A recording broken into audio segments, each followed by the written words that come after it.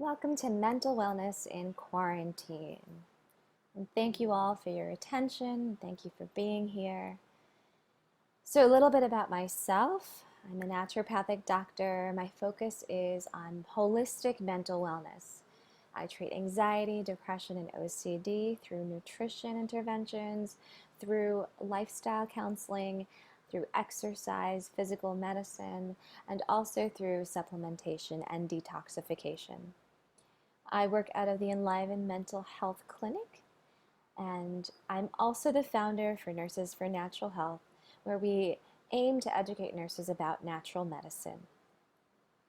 So today our goals are going to be to talk about helping you define what your stress response is, because with everything that's been going on, it's really important that we're always kind of looking outside of ourselves, and we can't help it, right? There's a lot of important events, but understanding what your response is stress response is going to help kind of alleviate and give us focused interventions on how to address your stress. Today we're also going to learn about what resiliency is, what it's not, and how to be able to raise it. Okay.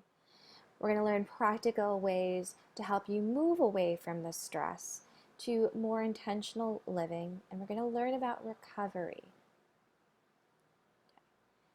So let's just get this out there. These are absolutely unprecedented times. And you are, regardless of how you feel, you are under chronic stress.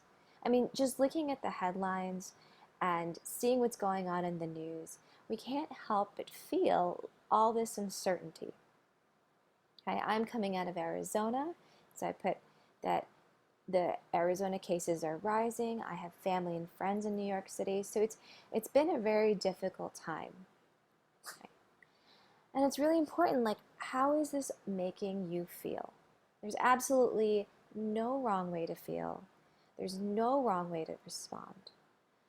However, we do need to get specific and focused on how your body and how your brain is responding, because it's going to give us ideas of what the stress is like for you and give you a much more personalized approach. So let's look at some of the physiological signs of stress. When your body's under stress, your cortisol levels are rising and adrenaline is being released. Your muscles may feel more tense. Your blood sugars will start to elevate, because if you must run away from something or fight something, you need to have the energy to do it. Some people report that they can feel more foggy-headed. Some can lose their appetite, and some can even gain an appetite. Your heart may race. You may feel short of breath sometimes, or just like you can't catch your breath. And your sleep might be changing too. You might be sleeping less, you might be sleeping more. Now let's look at what the brain is doing when it's under stress. So when adrenaline is released, you actually shut down the prefrontal cortex and the frontal cortex. And these are areas of the brain that are involved in executive functioning, so step-by-step reasoning, logic, associative learning. Okay? And so basically, when the prefrontal cortex is shut down, we can't really see this event in a novel way. We can't really approach it with resourcefulness or creativity. Okay? So when the brain is under stress, adrenaline is released, and the response from the lower primitive lizard brain is enhanced. So now we're in survival mode. Okay? And so in this survival mode, we're maintaining primitive reflexes. We're using past default patterns. So again, we're not being resourceful. We're just kind of moving reflexively. Okay? There might even be panic hoarding, impulsivity. So it kind of puts into context how people are behaving at this time. There's that sensation of tunnel vision. Your thoughts start to narrow. You can just get only focused on one thing. You can't broaden up your horizon of thinking. You may even go into loops of worry, so you start to ruminate. And it looks and feels like something that you've dealt with in the past and something you've reacted to in the past, even though these are unprecedented times. So let's take a look at the fight, flight, or freeze response. So are you fighting? And fighting feels like you're a lot more irritable, you're a lot more sensitive, vigilant. You may have more conflict with others, and you're not quite sure why. You're looking at social media more, and you're constantly feeling as if you're on the defensive.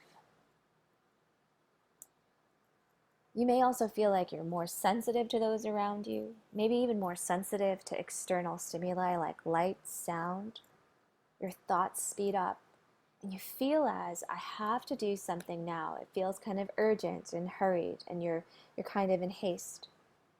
You may even act impulsively without thinking. So that's like the sensation of feeling like you're fighting. Are you in flight? That means you're distracting. You're not addressing things at hand. Maybe you're even sleeping more, watching more TV. Maybe you're leaning towards kind of distracting yourself through other means like alcohol or drugs to kind of numb yourself. What about freeze? Are you in freeze? You don't know what to do. You feel paralyzed. You feel stuck. And you feel like you can't act or do anything. You may also feel like, I can't see my way out of this. I'm not able to think through this.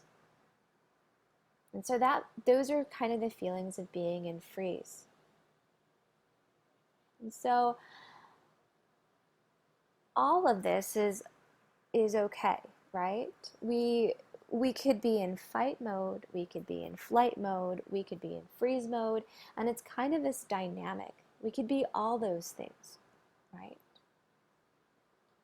But how do we move away from stress mode? Because we're kind of in this looped thinking, our thoughts are narrow, and we can't really see the resourcefulness that could be available to us.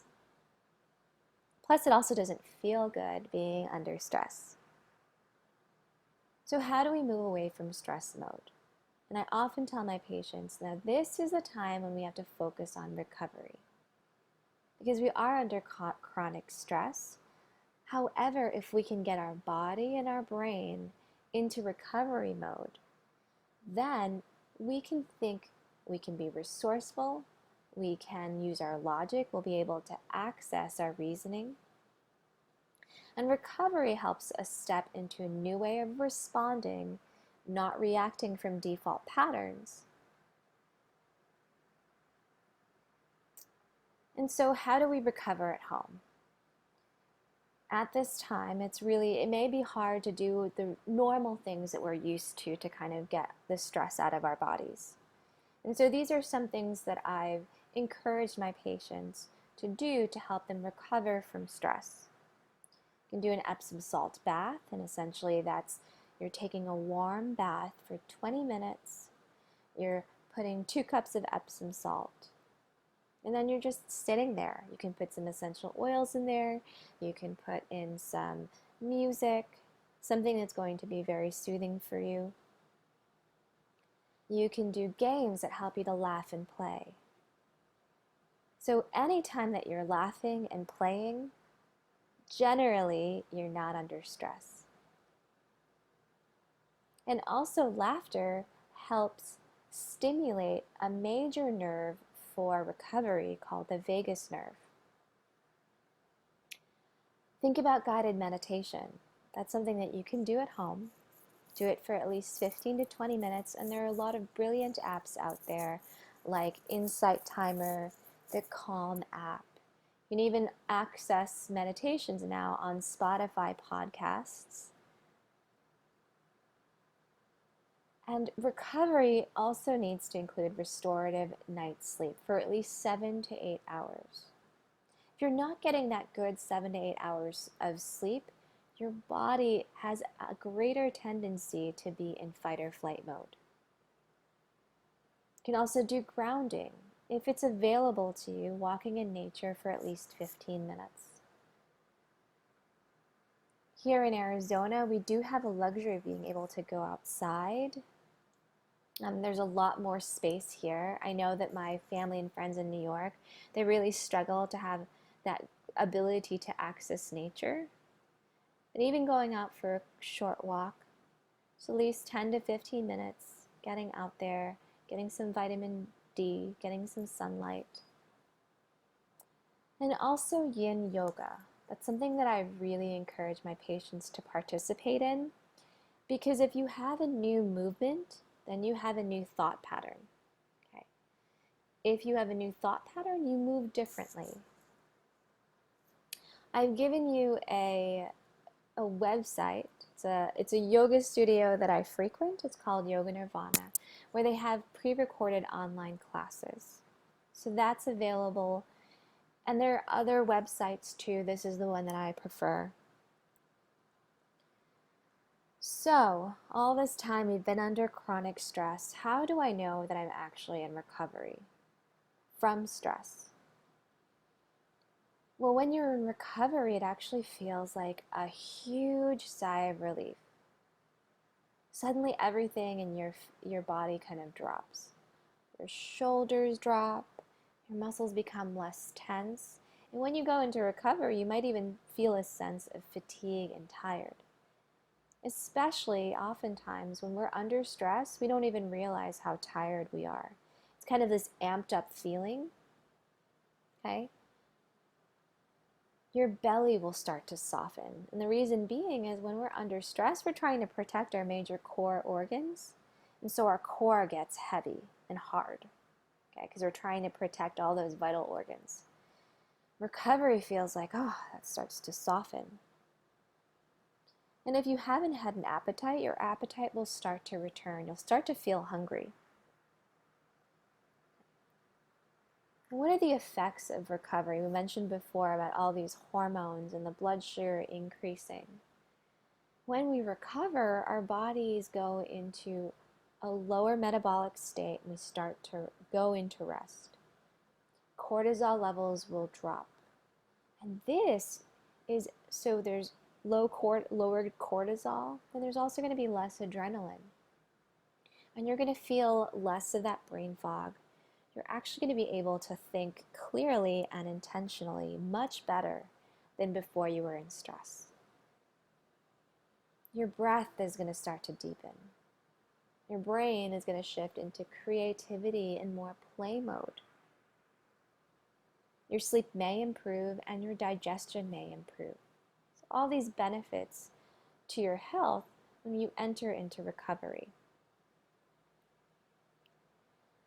However, one thing that I've had to also instruct my patients on is that we also need to make space for grief. And grief is your authentic response to the change and the new normal. There are some things that have changed in our lives. Our schedules have changed. The way we interact with people has changed. And so we need to kind of inventory the fact that there's been a significant change in a short period of time. And grief could look like feelings of anger, confusion, there may even be crying. And there's absolutely no wrong way to grieve. We do have to inventory and take a moment to pause and say, hey, a lot of things in our life have changed. I've also instructed my patients to journal about grieving. And so if that's something you feel inclined to do, then that might be something you want to explore. Now let's talk about resiliency.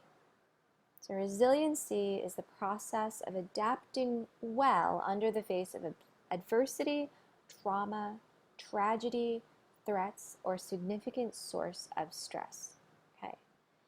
Now here it says adapting well, right? And that's kind of an open statement. We have ideas on how we want to adapt and what adapting well looks like. What it is not feeling or experiencing stress, right? Just because I feel panicked one day doesn't mean I'm not resilient. You're going to have certain negative feelings. It's part of moving through adversity. And with resiliency, this is the part that I think is also really important. It includes bouncing back from these stressors. What that means is being able to go into recovery and seeing that there could be tremendous growth, especially during these stressors.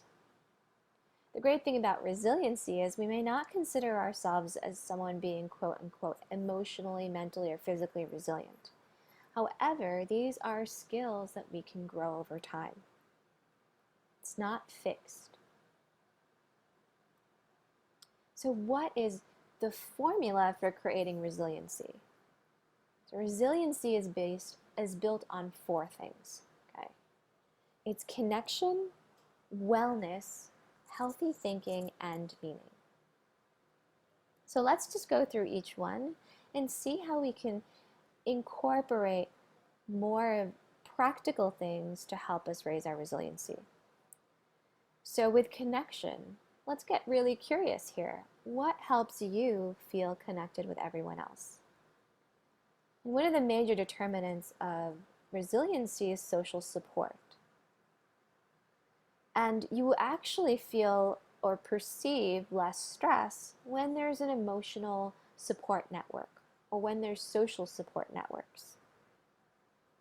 Okay. So one way to do this is it might need to be novel ways. So what I've found helpful is plugging into technology and plugging into community in different ways. So these are just some ideas. One is the Nextdoor app, and essentially it's helped my patients, it's helped me feel more connected with others in my neighborhood. You can download the app. And with any of these things, I have no financial relationship with them. I just find them to be very helpful. Zoom meetings can be helpful too. You can set up board game nights with Zoom, just things to help you feel connected and also to break up the day, right? If you're at home all the time because you're working remotely and there's not really access to, going to a restaurant or something like that, then having something to look forward to at the end of the day that involves some kind of social interaction will just break up the monotony of the day. Also doing board games online. So one very hilarious one is actually Cranium. I've done it with my family. And essentially what you're doing is you're asking trivia questions, Pictionary, and it's just a good way to connect and laugh with people. You can also do, if you love Netflix and streaming online movies, then there's also the potential for doing Netflix watch parties, which is essentially an extension on Google on your screen, where you can watch the movie together. Then there's also online support groups, online churches. So since you're being plugged into technology more, one thing to watch out for is limiting social media. And certainly not after 7 p.m. Because what's going to end up happening is you're not going to be able to have that adequate wind down time to recover. So this part about wellness. So these are the things that I teach my patients to incorporate because essentially they're the foundations for optimal health. Without these things, it's really difficult to be as healthy as possible.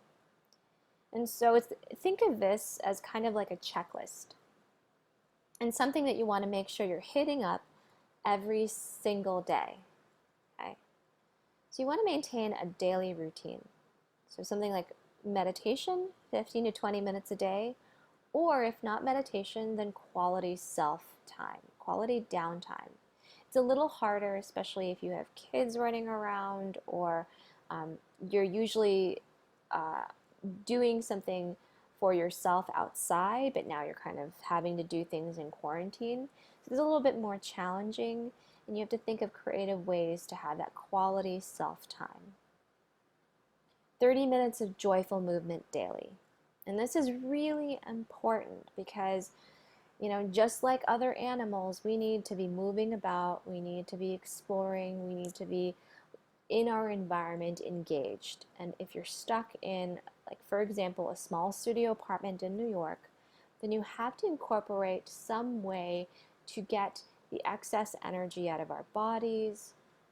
And so I say joyful movement primarily because a lot of people take issue with exercise or the word exercise, and joyful movement helps them to focus on something that's actually fun versus kind of frustrating or annoying.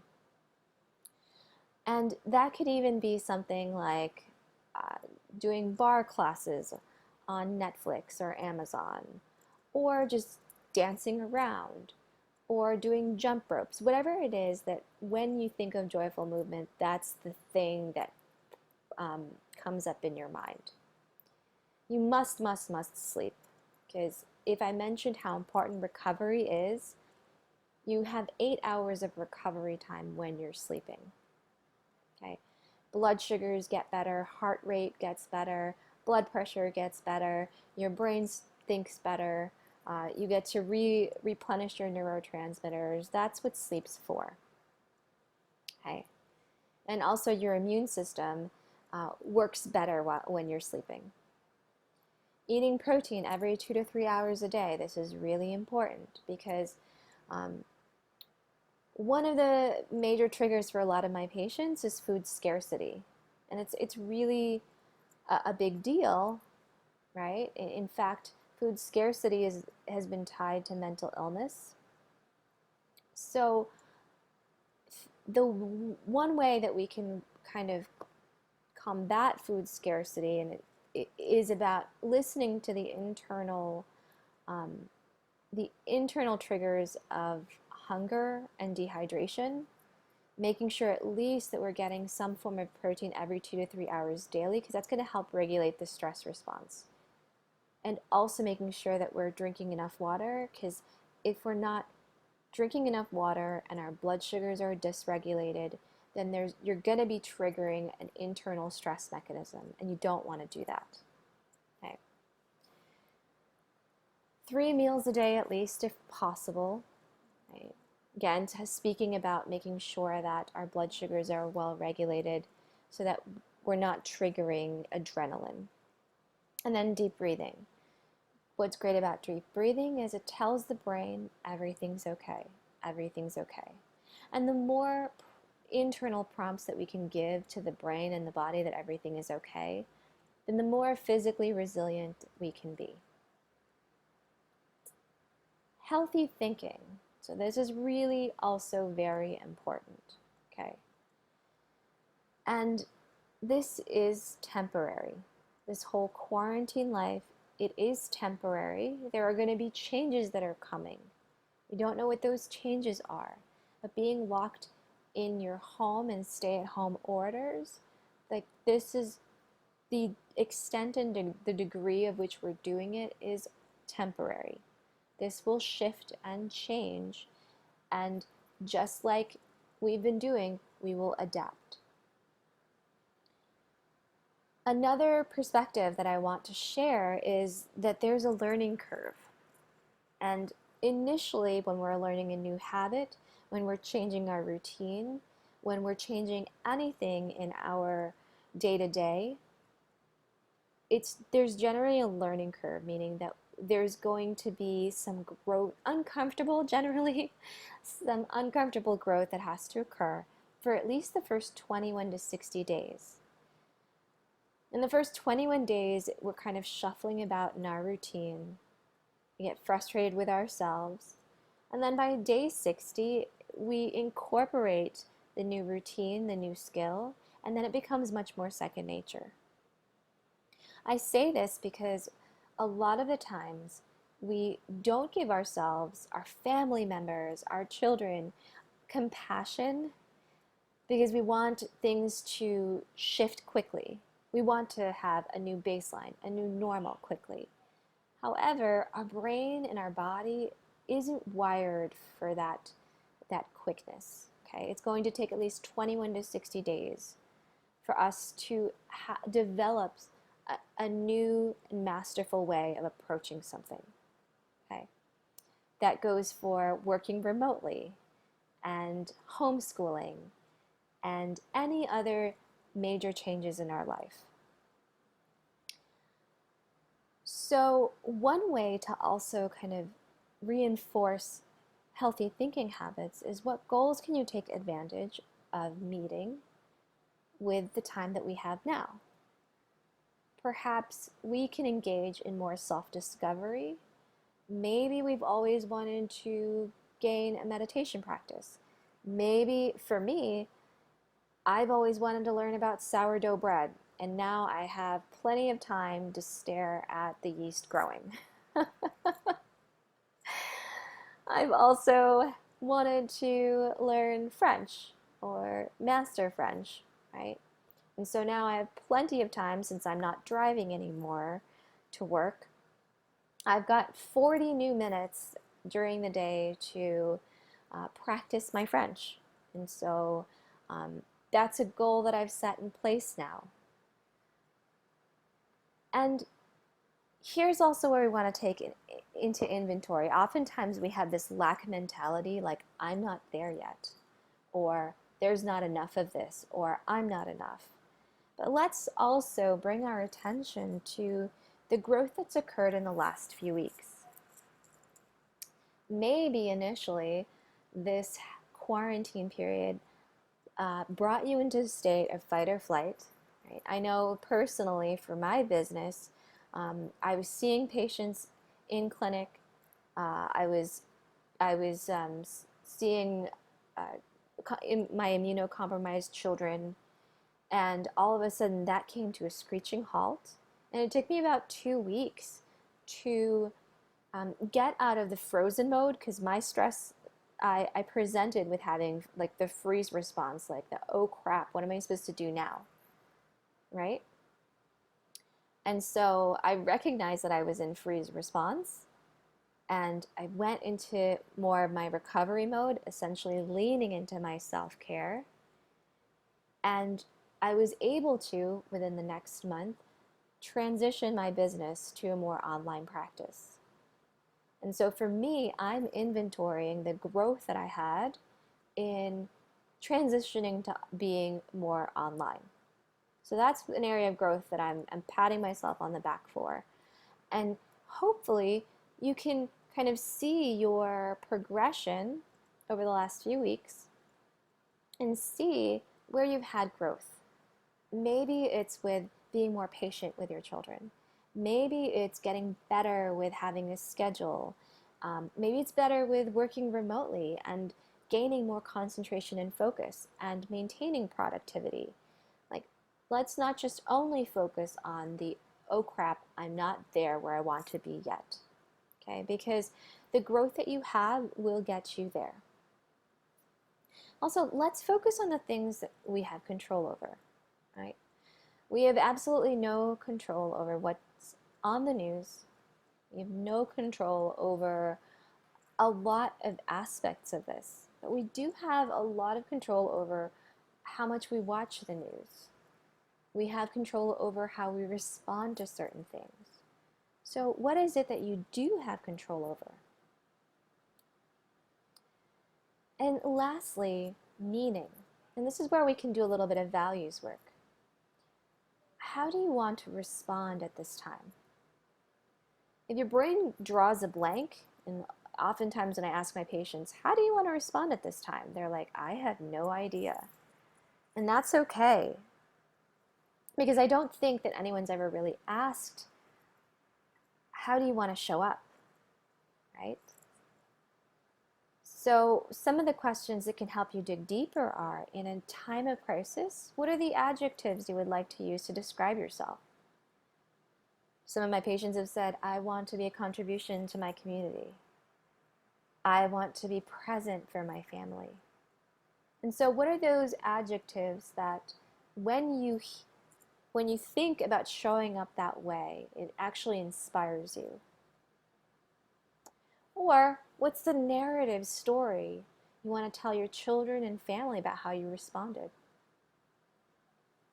So these are kind of reflective things.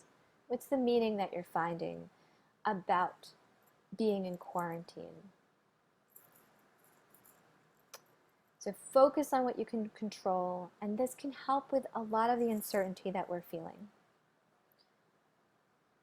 There is certain stress that you can't control, like what's on the news, but you can control how often you check the news. Food scarcity, resource scarcity. And so with that, being more mindful of the internal signals of satiety and hydration, like are you personally feeling hungry right now? And in terms of resource scarcity, this is going to require reaching out to other people. So for example, I had my family members ran out of toilet paper. And so we had to reach out to the community to be able to get some. And that's why it's so important to have that social support so that you can feel like, okay, I'm not the only one in this. This is all of us, this is collective. If you're feeling a lack of physical connection, then perhaps connect with others in a new and meaningful way. One of the concrete practical things I said was maybe doing Zoom meetings. Also doing the board game nights, or maybe plugging into a church or service that's doing online stuff. What I've actually found personally during the quarantine is that I've actually felt more connected to people. Like I'm constantly talking to my family and my friends. So I haven't felt alone. In fact, I've felt a tendency to want to be closer to them. If you're feeling like getting stir crazy at home, this is a moment now to embrace self-discovery. Okay? Feeling like this is never going to end, just knowing that this is temporary. The intensity of it is temporary. And we're going to change and adapt just like we did in the very beginning. And there's going to be something new that's going to develop. That's just the way life is. Life changes. If you're feeling stuck, move your body in a joyful way. So we are totally in this together. I hope that you gain some practical things to do to kind of help you gain mental wellness during quarantine. And if you are in need of more support, like a holistic mental health approach, I would love to help. I offer holistic approaches focused on anxiety, depression, and OCD. And I do offer free 15-minute phone consultations just to see if we're a good match. Okay. So this is my contact information, 480-426-8040, or you can email me at info@enlivenmentalhealth.com. I look forward to hearing from you, and please stay healthy and stay safe.